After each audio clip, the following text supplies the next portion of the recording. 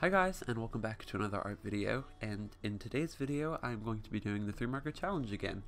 It's been a while since I've seen anybody do this on YouTube, so it might be a dead challenge by now, but I kind of wanted to bring it back and see how I would do with this challenge now.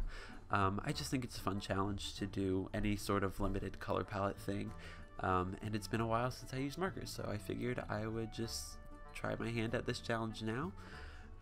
If you watch my channel, you know that I do a lot of watercolor art now. Markers aren't really my main thing anymore, but I thought it would be fun to take a step back and try marker art again. It's definitely very fun and quick. It's a lot quicker than watercolor and waiting for paint to dry and stuff, so I don't know, I really appreciate marker art. I think it looks really neat, and especially with the colors that I picked out. It looks really pastel and smooth, and I really enjoy the clean feel of it. So the colors I picked are rose pink, dusky pink, and mint green, and I was really excited that I got these colors because they're complementary a little bit. I got a green and a pink, and if you know anything about color theory, red and green are complementary colors.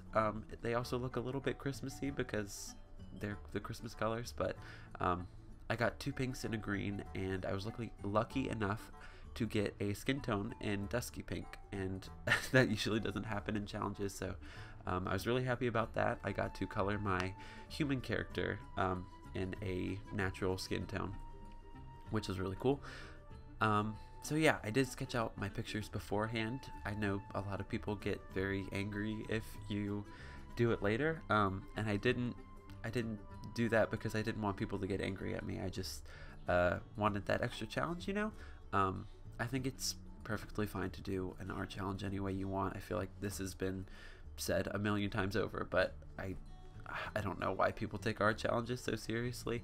I feel like the YouTube community who watches challenges just get very angry if you quote unquote cheat at challenges, but I don't know. I had a really fun time with this challenge, and I did follow all the rules or whatever, if you want to call them that.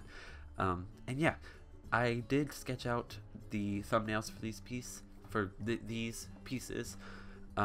like I did the original sketches, and then I did little thumbnails of them in my sketchbook just to try out different color combinations. You'll see that later. I think this challenge is really fun it's a really good exercise for planning out where you're going to put your colors and things like that. Any limited color palette challenge, you really have to think about your color placement so that they don't clash or go like blend together, you know? Because if you put a lot of the same color together, it will all blend together and it won't look nice and contrasting and stuff.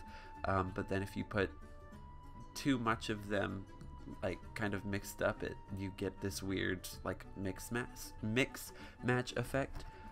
So it's about finding a balance of the two, and I think it's a really neat exercise for figuring out where to put your colors in a piece. So yeah, I am pretty much done with this cat piece. I decided to make the cat green and do a pink background. I tried out the opposite of this, and I just decided on this one ultimately. I used the dusky pink on the ground to kind of give it like a dirt effect. And yeah, you can see all my thumbnails that I did, and I ended up going with this color combination. So next I did my human character that I sketched out. Oh, I guess I should mention the pen that I used to ink these is the Tombow Fudenosuke. I think I'm pronouncing that correctly. I don't know why I buy Japanese art supplies because I can never pronounce them in videos.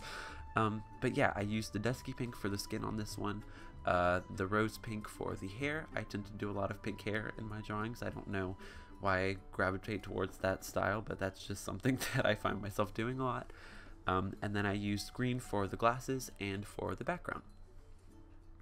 Again, I just think it's really interesting to kind of pick out your colors and plan out where you're going to put them to make them not clash. For example, I have the green glasses, but they don't really clash with the green background because there's a layer of pink and skin tone in between them, so it kind of balances out the picture, I think.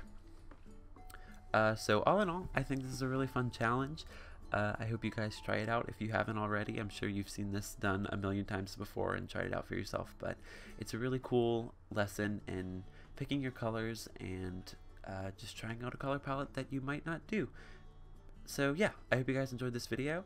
Thank you so much for watching it, and I will see you in my next one.